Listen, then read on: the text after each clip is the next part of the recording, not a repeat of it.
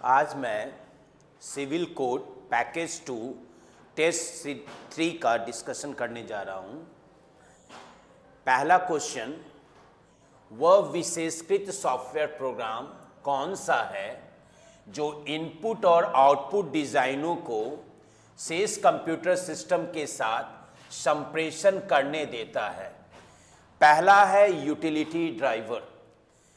Utility driver ये तो कोई एक शब्द नहीं है, पर ड्राइवर का मतलब आप समझ जाइए कि जब भी कोई पेरिफेरल डिवाइसेस को रन करवाना हो तो मुझे पहले ड्राइवर को इंस्टॉल करना पड़ेगा सिस्टम में। अगर मेरे पास प्रिंटर है तो उस प्रिंटर को रन करने के लिए मुझे ड्राइवर चाहिए। वो ड्राइवर जब तक सिस्टम में नहीं है तब तक उससे कम्युनिकेट नहीं कर पाएगा। तो यहाँ एक यूटिलिटी वर्ड है, ये इससे रिलेटेड नहीं है, तो ये गलत है। यूटिलिटी प्रोग्राम, यूटिलिटी प्रोग्राम क्या है? ये एक ऐसा टाइप का प्रोग्राम है जो कंप्यूटर के परफॉर्मेंस को अच्छा करता है। जैसे कि आपका कुछ टूल्स जैसे डिस्क क्लीनअप है, डिस्क डिफ्रैगमेंटेशन है, एंटीवायरस है, तो उसको हम लोग यूटिलिटी प्रोग्राम है। पर ये भी आंसर मेरा गलत है।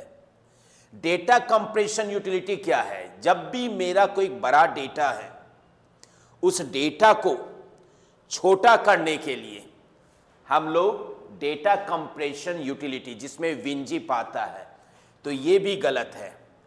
अब डिवाइस ड्राइवर बचा, ये सही आंसर है। डिवाइस ड्राइवर क्या है?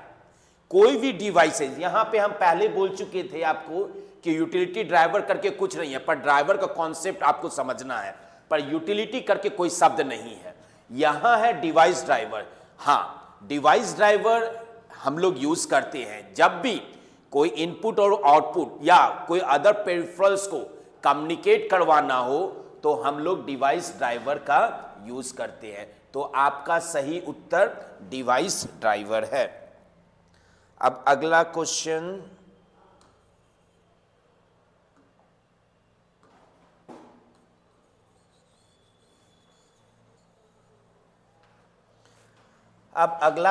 है सैटेलाइट कनेक्शन के लिए एंटीना की डैश कहते हैं मॉडेम। मॉडेम क्यों गलत है? मॉडेम क्यों गलत है? क्योंकि मॉडेम के द्वारा हम लोग मॉड्यूलेशन डिमॉड्यूलेशन करवाते हैं, अर्थात एनालॉग सिग्नल को डिजिटल में और डिजिटल को एनालॉग में हम लोग कन्वर्ट करते हैं। तो यहां सैटेलाइट कनेक्शन से कोई ये लिंक ही नहीं है, तो ये गलत है। टर्मिनल भी गलत है। जब दो डिवाइसेस को जब हम लोग ज्वाइन करते हैं तो वहां टर्मिनल्स की कॉन्सेप्ट आती है, तो ये सैटेलाइट से रिलेटेड कोई ये टर्म नहीं है। हाँ, वीसेट ये सही है। वीसेट क्या है? वेरी स्मॉल एपर्चर टर्मिनल है।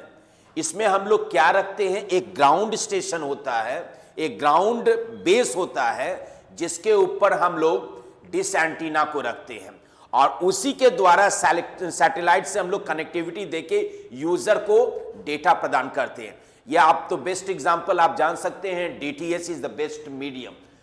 और इनमें से कोई नहीं है, यह भी तो गलत होगा क्योंकि मुझे आंसर प्राप्त हो चुका है। अगला क्वेश्चन,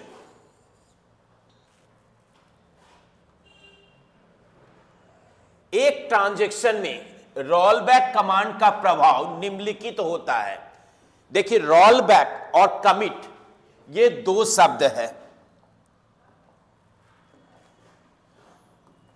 रोलबैक और एक है कमिट। जब भी ट्रांजैक्शन में हम लोग को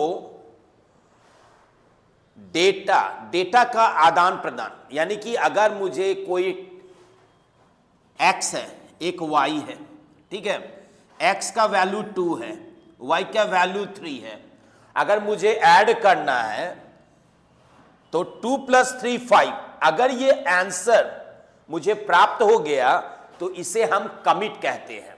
और रोलबैक में क्या हुआ कि जब मेरा प्रोसेसिंग चल रहा हो और बीच में इंटरप्शन हो जाए, बीच में रुकावट आ जाए, तो वैसा स्थिति में मैं उसे रोलबैक कहूंगा।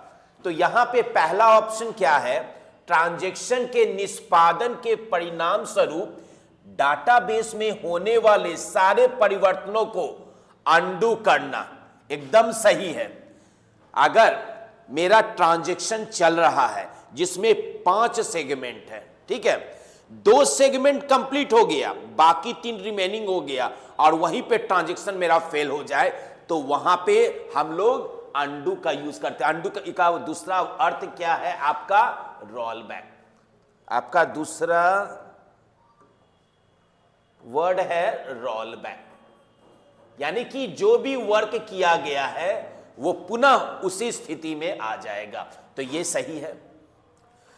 अंतिम अपडेट कमांड के प्रभाव को अंडू करना है। ये क्या कह रहा है कि मेरा ट्रांजैक्शन चल रहा है, यहां सब ट्रांजैक्शन मेरा चला और यहां पे ये फेल हो गया, तो वैसा स्थिति में क्या अंडू ये सिर्फ इसको करेगा? नहीं, ये बाकी तीनों को भी अंडू करेगा। अगला, डेटाबेस के कंटेंट को इसके पिछले दिन की अंत की स्थिति में रीसेट करना, यानी कि यहां आज मेरा 5 ट्रांजैक्शन हो गया और हम चाहते हैं कि कल वहां से स्टार्ट हो जाए जहां से एक दिन पहले मैं ट्रांजैक्शन शुरू किया हूं।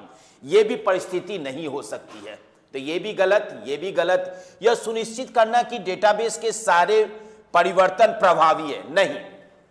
हम बार बार बोल रहे हैं कि ट्रांजैक्शन जब होता है तो उसमें सेट ऑफ इंस्ट्रक्शन यानी कि सेट ऑफ कमांड्स रहता है, तो उसको सब कमांड्स को जब मिलाते हैं तो एक ट्रांजैक्शन, तो हो सकता है एक दिन में 15 ट्रांजैक्शन होते हैं। ये क्या कह रहा है कि यह सुनिश्चित करना कि डेटाबेस के सारे परिवर्तन प्रभावी हैं, ये नहीं है। जब ये प्रभावी हो जाएंगे तो वहां पे एक वर्ड है कमिट, यानी कि वो ट्रांजैक्शन आपका कंप्लीट हो जाएगा, यानी कि अगर कोई एरर नहीं आए तो वो ट्रांजैक्शन कमिट कहलाता है। अगर इन केस उस ट्रांजैक्शन में कहीं पे फेल्यूर आ जाए तो उसे हम लोग रोल बैक कहते हैं, ठीक है। तो चलिए अगला क्वेश्चन है,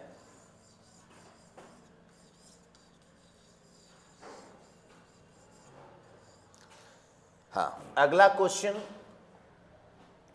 डिजिटल सिग्नेचर संदेश के लिए डैश नहीं दे पाते हैं। अब यहां पे इंटीग्रिटी वर्ड है। इंटीग्रिटी का मतलब है कि message not Altered yes during the yes transaction. Alter एक वर्ड है, अल्टर क्या कहता है कि चेंजिंग। तो यहां पे क्या कह रहा है, इंटीग्रिटी।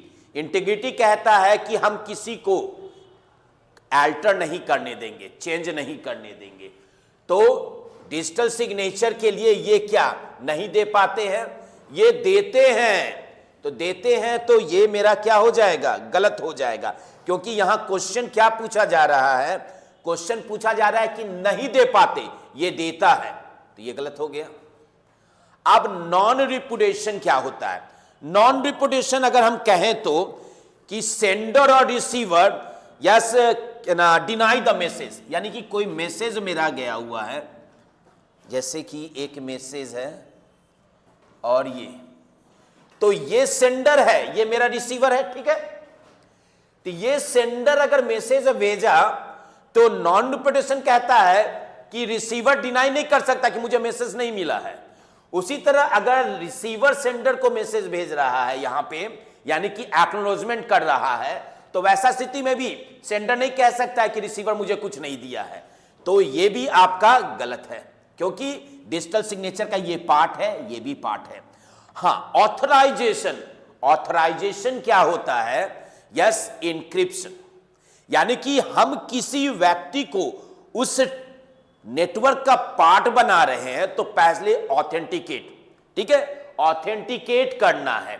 तो ऑथेंटिकेट करना है यानी कि उसको जानना है, तो यहां पे ऑथराइजेशन डिजिटल सिग्नेचर का पार्ट है, पर यहां नहीं बोल रहा है, तो इसी कारण ये गलत हो जाएगा।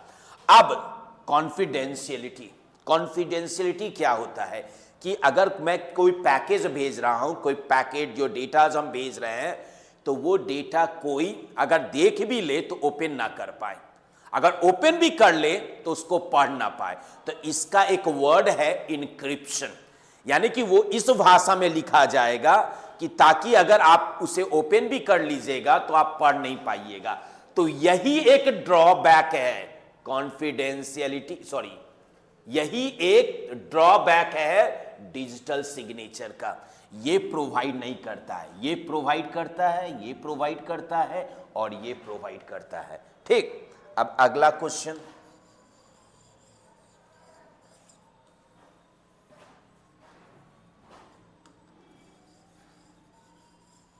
अब अगला क्वेश्चन,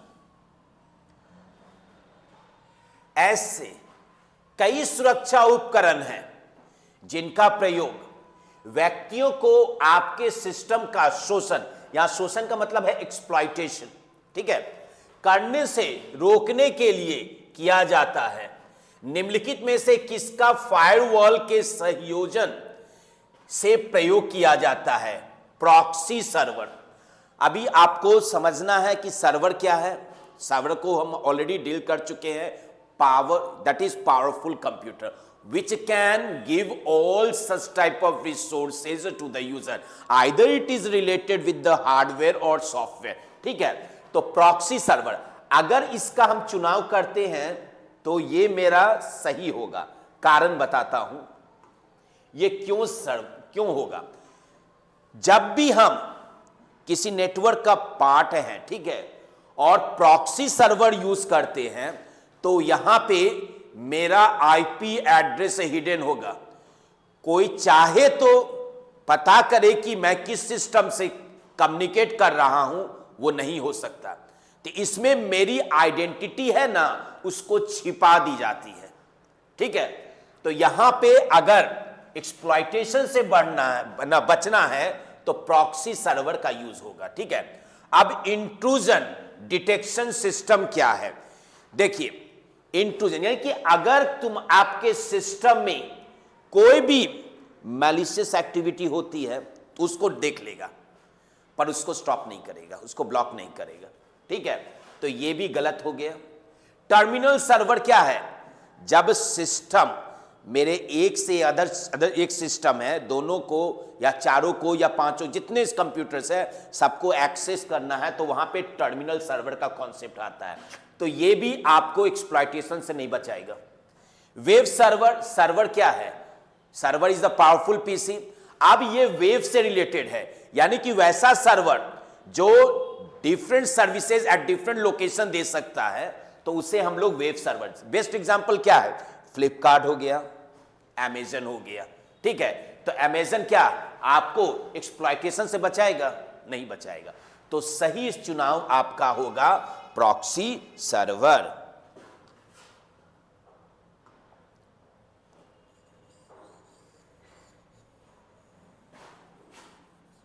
अब अगला क्वेश्चन देखिए, 4 बुनियादी कनेक्टिंग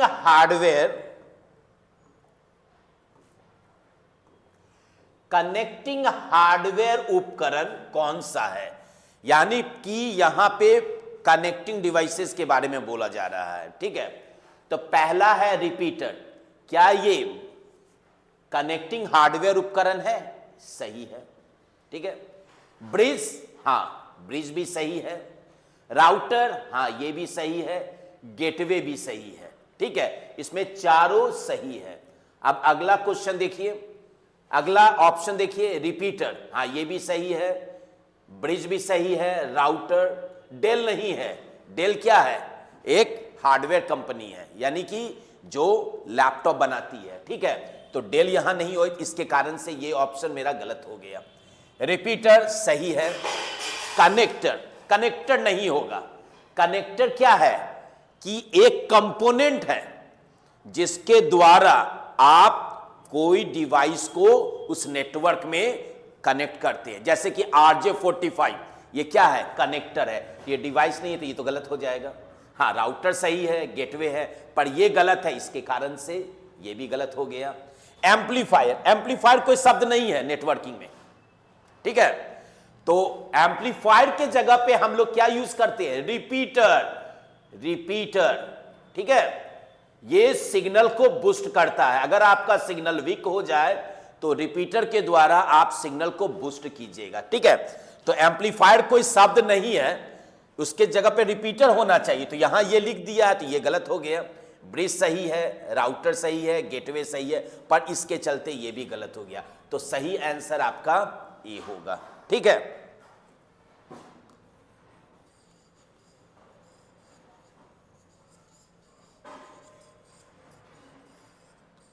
अब अगला क्वेश्चन है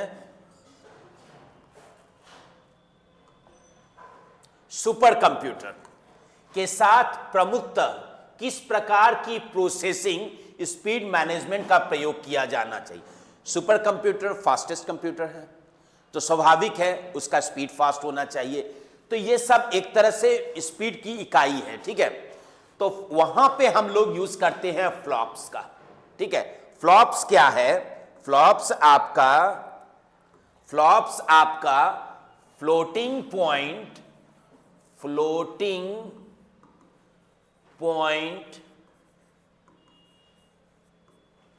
ऑपरेशन पर सेकेंड, ये है। ये आंसर ही सही है क्योंकि साइंटिफिक जो कैलकुलेशंस जो होती है सुपर कंप्यूटर में वो फ्लॉप्स के द्वारा होती है, ठीक है। 1 सेकेंड के फ्रैक्शन ये नहीं होगा। ये एक छोटी इकाई है जो सुपर कंप्यूटर फॉलो नहीं करता है। गीगाहर्ट्ज भी एक छोटी इकाई है क्योंकि यहां पे 1 बिलियन इंस्ट्रक्शन पर सेकेंड होता है, यहां पे 1 मिलियन, जो कि एक छोटी इकाई है। अगर सुपर कंप्यूटर के ये समकक्ष में देखेंगे तो ये दोनों, मेरा आंसर सही नहीं है, ये भी नहीं सही है। तो इसके लिए तो फास्टेस्ट यानी फ्लोटिंग पॉइंट कॉन्सेप्ट का टेक्निक यहां आना चाहिए जो सुपर कंप्यूटर हम लोग को प्रोवाइड करता है। तो सही आंसर आपका होगा सुपर, ये फ्लॉप्स, ठीक है। अब अगला क्वेश्चन,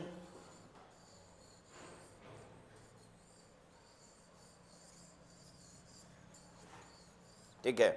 अब अगला क्वेश्चन देखिए, एप्लेट एक डैश डॉक्यूमेंट एप्लीकेशन प्रोग्राम है। यहां पे एप्लेट के बारे में आपको समझना होगा। 2 चीज है, स्टैटिक और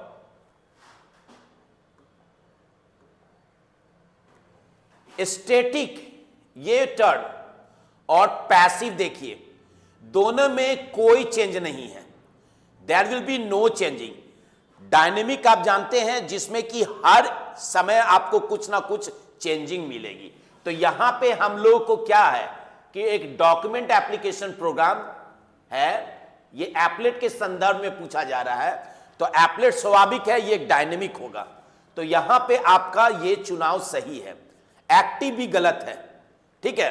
तो यहां पे सही चुनाव आपका डायनेमिक होगा, ताकि जब भी एप्लेट जब डिस्प्ले करे तो वहां पे आप देखिएगा कि हर समय कुछ ना कुछ एक एप्लेट बनती है, एक एडिशनल बॉक्स बनती है जो हर समय चेंज रहती है। तो जब एप्लेट का कॉन्सेप्ट कहीं भी क्वेश्चन में आए तो आप वहां डायनेमिक का चुनाव कीजिएगा।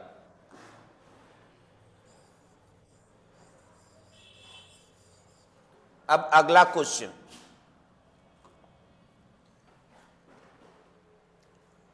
किस प्रकार के डेटाबेस ऑर्गेनाइजेशन में चाइल्ड रिकॉर्ड में एक से अधिक पेरेंट रिकॉर्ड हो सकते हैं? यहां क्वेश्चन पेरेंट टू चाइल्ड नहीं बोला जा रहा, चाइल्ड टू पेरेंट, यानी कि मल्टीपल चाइल्ड यहां है। यहां पे मल्टीपल कॉन्सेप्ट आ रहा है, एक से ज्यादा, यानी कि एक से ज्यादा का मतलब है कि यहां यहां यहां और यहां पेरेंट, ये चाइल्ड चाइल्ड चाइल्ड, ठीक है। तो वैसा कॉन्सेप्ट में वहां पे हम लोग मेनी टू मेनी रिलेशनशिप का यूज करते हैं, ठीक है। तो जो सिर्फ नेटवर्क प्रोवाइड कर सकता है, ठीक है। दूसरा है हायरार्की। हायरार्की में क्या होता है, एक से अधिक, यानी कि पेरेंट हो तो चाइल्ड, एक से ज्यादा चाइल्ड आपको मिलेगा। तो इसमें क्या है, 1 to many रिलेशनशिप। इसमें क्या है, many to 1, ठीक है। ऑब्जेक्ट ओरिएंटेड, ये प्रोग्रामिंग का कॉन्सेप्ट है, इसमें किसी तरह का हम लोग रिलेशनशिप का यूज नहीं करते हैं। तो स्वाभाविक है ये गलत है। रिलेशन का क्या है? Between tables. जब बिटवीन टेबल्स का कॉन्सेप्ट आ जाए तो वहां पे रिलेशन, तो अब वहां पे क्या पूछा जाए क्वेश्चन के अनुसार से वैसा नहीं है। रिलेशनशिप में मतलब है कि दो टेबल को आपको ज्वाइन करना है, एक्सेस करवाना है, तो ये इससे रिलेटेड नहीं है, सिर्फ इसमें पूछा जा रहा है रिलेशनशिप के बारे में। तो यहां पे सही उत्तर आपका नेटवर्क होगा। ठीक है, अब अगला क्वेश्चन,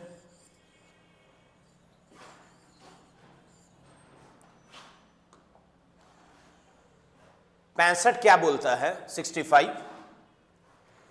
डैश नेटवर्क में नेटवर्क वायरों के सिरे टर्मिनल से जुड़े होते हैं, यानी कि एक आपका बैकबोन है। ठीक है, एक आपका बैकबोन है। ठीक है, यही आपका केबल है, और इसमें क्या बोल रहा है कि आपका मल्टीपल पीसी से ज्वाइन हो। ठीक है, तो ये कौन सा टोपोलॉजी आपके लिए सही होगा? ठीक है, तो वैसा स्थिति में मुझे बस का चुनाव करना होगा। स्टार में क्या होता है? अच्छा सर, ये क्या हो गया? ये क्या हो गया? ये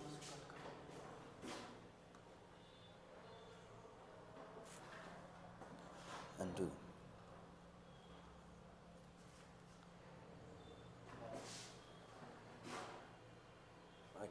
ये कैसे आ गया? अच्छा ठीक है, ये आपका बस हो गया। अब स्टार क्या कहता है कि इसमें आप एक सेंट्रल डिवाइस को लीजिए, ये स्विच, हम इसको स्विच बना दिए। ठीक है, अब इस स्विच से मल्टीपल नोड्स यानी कि मल्टीपल पीसीज को कनेक्ट कर रहे हैं। ठीक है, तो यहां पे क्या हो रहा है? एक सेंट्रल डिवाइस का यूज हो रहा है। यहां हम लोग सेंट्रल डिवाइस का यूज कर रहे हैं, एक केबल, नेटवर्किंग केबल का यूज कर रहे हैं। ठीक है, उससे हर एक पीसी को ज्वाइन कर रहे हैं। ठीक है, तो स्टार नहीं होगा। हाइब्रिड क्या होता है? Collection of topology. इसमें आपका स्टार का कॉन्सेप्ट आएगा, रिंग का आएगा, तो ऐसा स्थिति में यह भी नहीं होगा। शेष कोई शब्द नहीं है नेटवर्किंग से, तो यह अपने आप में गलत है। तो सही उत्तर आपका होगा बस। ठीक है, अब अगला क्वेश्चन देखिए,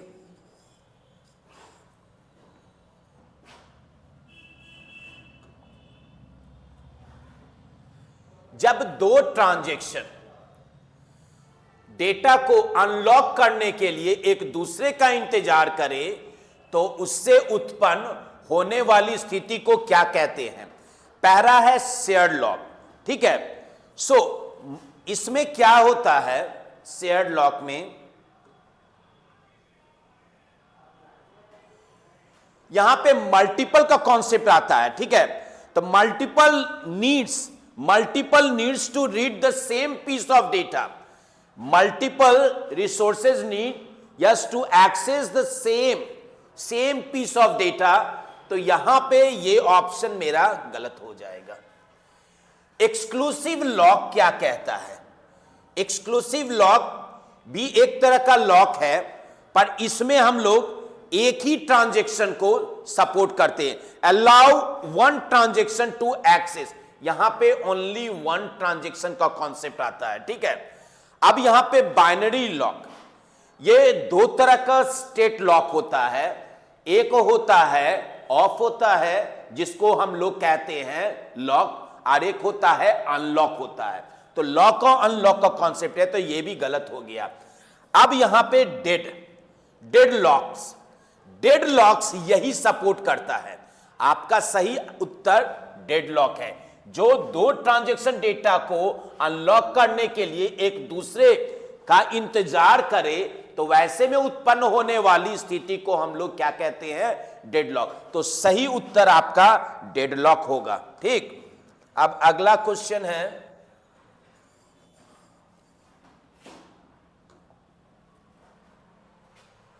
ना डैश आपके सिस्टम को हैकरों से बचाता है। इसमें एक वर्ड है स्नॉट,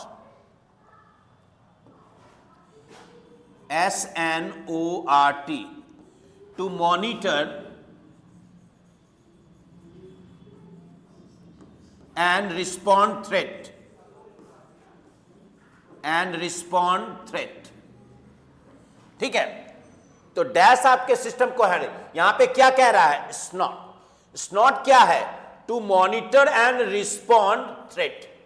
ठीक है, तो यहां पे ये क्या कर रहा है, रिस्पॉन्ड कर रहा है। ठीक है, यहां पे मॉनिटरिंग भी कर रहा है और रिस्पॉन्ड भी कर रहा है थ्रेट को। ओके, पर यहां पे आपको हैकर से नहीं बचाएगा। ठीक है, तो ये गलत हो गया। बैकअप क्या है, बैकअप क्या है, जब मेरा डेटा का मिररिंग, यानी कि मैं अपना डेटा का एक बैकअप लिया हूं, तो बैकअप कब आपको यूजफुल होगा कि इनकेस आपका कुछ डेटा आपके सिस्टम से उड़ जाए तो आप बैकअप के द्वारा उस सिस्टम, उस डेटा को रिकवर कर सकते हैं। तो ठीक है, तो यहां भी बैकअप आपके लिए नहीं होगा जो हैकर से नहीं बचाता है। हां, फायरवॉल, फायरवॉल हमें हैकर से बचाता है। ठीक है, कोई भी अनऑथराइज्ड यूजर जब फायरवॉल या नेटवर्क में प्रवेश करेगा तो ये फायरवॉल वहां पे उसको सिस्टम में अलाउ नहीं करवाएगा, उस नेटवर्क में अलाउ नहीं करवाएगा। एंटीवायरस क्या है, ये क्या है, मालवेयर से प्रोटेक्शन आपको दिलाता है, हैकर से नहीं दिलाता है। तो सही उत्तर आपका हो जाएगा फायरवॉल। ठीक है, अब अगला question,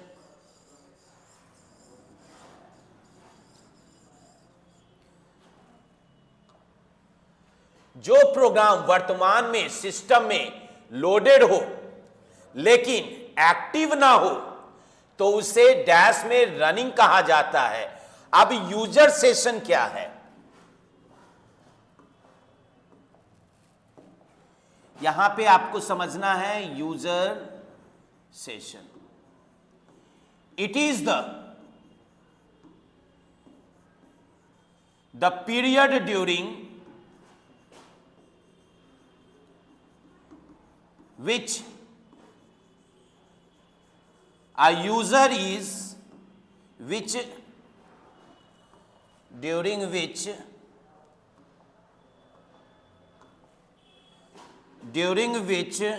a user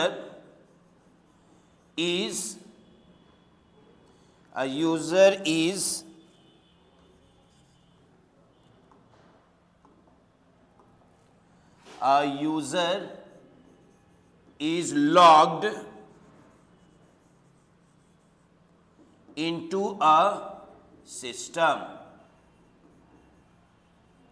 Now, user session क्या है? It is the period during which a user is logged into a system. यानी कि जो ड्यूरेशन है जब वो लॉगिन किया और जो ड्यूरेशन तक सिस्टम में बना रहा, ठीक है, कंप्यूटर में बना रहा, वो समय, और जब लॉग आउट किया वो समय हम लोग क्या कहते हैं, यूजर सेशन कहते हैं। ठीक है, तो यहां पे ये भी नहीं होगा। बैकअप ऑलरेडी हम पिछले क्वेश्चन में बता चुके हैं। बैकअप क्या होता है कि अगर मैं कोई वर्क कर रहा हूं, चाहता हूं कि इन केस ये फाइल अगर मेरा डिलीट हो जाए तो मैं बैकअप से उस डेटा को पुनः अपने सिस्टम में ले सकूं, तो वो कहलाता बैकअप। ये भी गलत होगा। हां, बैकग्राउंड सही है, यही है जो प्रोग्राम वर्तमान में सिस्टम में लोडेड हो लेकिन एक्टिव ना हो तो उसे बैकग्राउंड में रनिंग कहा जाता है। अब यहां पे एक शब्द आया कर्नल। कर्नल क्या है,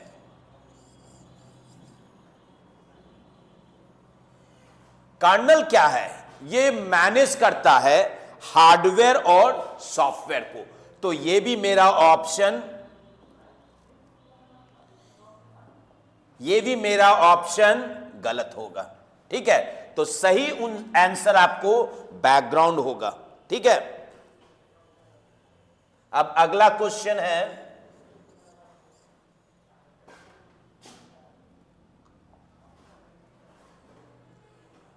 इंटरनेट से कंप्यूटर पर किसी फाइल को सेव करने को क्या कहा जाता है। यानी कि यहां से कोई मेरा डेटा आ रहा है, ठीक है, यहां से कोई डेटा इंटरनेट से आ रहा है, ठीक है, इंटरनेट माध्यम से मेरे पीसी में ये डेटा आ रहा है। ठीक है, तो इसको क्या कहेंगे? अगर किसी कोई दूसरे अदर सोर्स से अगर मेरे सिस्टम में डेटा आ रहा है तो उसे डाउनलोड कहते हैं, और अगर मेरे सिस्टम से किसी दूसरे जगह डेटा जा रहा है तो उसे अपलोड कहते हैं। तो यहां पे क्या बोला जा रहा है कि इंटरनेट यानी कि किसी माध्यम से मेरे कंप्यूटर में फाइल आ रहा है और वो सेव हो रहा है, उसे मैं डाउनलोडिंग कहूंगा। सही है, डाउनलोडिंग। स्टोरिंग क्या है कि अगर कोई पेन ड्राइव है उसमें उस फाइल को हम स्टोर कर दिया हार्ड डिस्क में, दैट इज कॉल्ड स्टोरिंग। तो ये भी गलत है। अपलोडिंग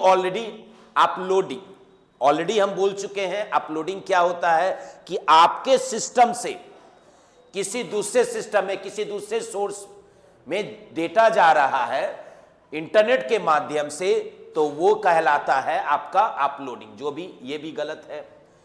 ट्रांसफरिंग क्या है? वही चीज है कि मैं एक सिस्टम से दूसरे सिस्टम में ट्रांसफर कर रहा हूं, तो उसको कहा जाता है ट्रांसफरिंग।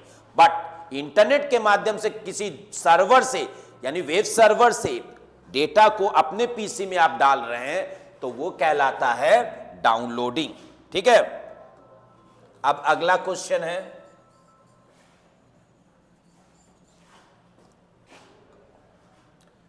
अनसॉलिसिटेड ईमेल को क्या कहते हैं? जिसको हम लोग जंक मेल भी कहते हैं या स्पैमिंग भी कहते हैं। ठीक है, तो यहां पे आंसर आपका स्पैम होगा। ठीक है, अब यूजनेट क्यों नहीं होगा? It is the period through which, ये यूजनेट क्या है? It is the period through which a user is log out in the system। ये अगर सिंपल वे में हम कहते हैं, सिंपल वे में यूजर नेट क्या है? न्यूज ग्रुप का कॉन्सेप्ट यहां आ गया। अब यहां पे क्या होगा? आप शेयरिंग मैसेज एंड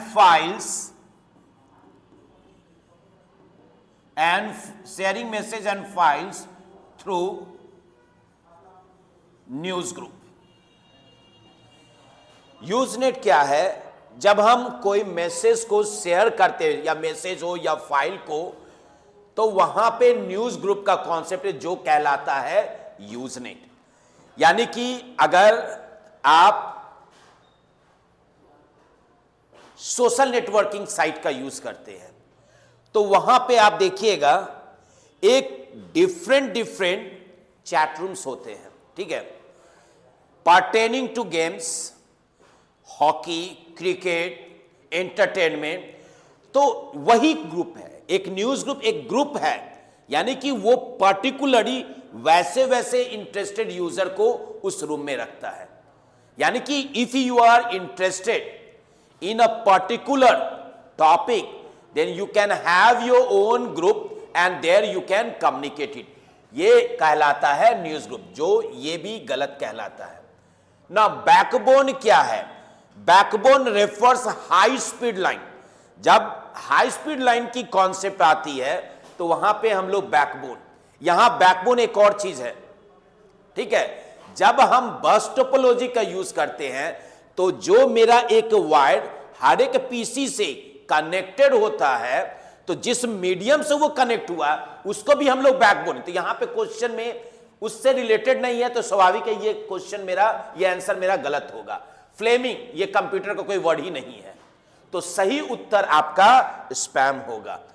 तो I hope you all have understood whatever the question that has been asked, yes, in the exam. I think it is clear to everyone.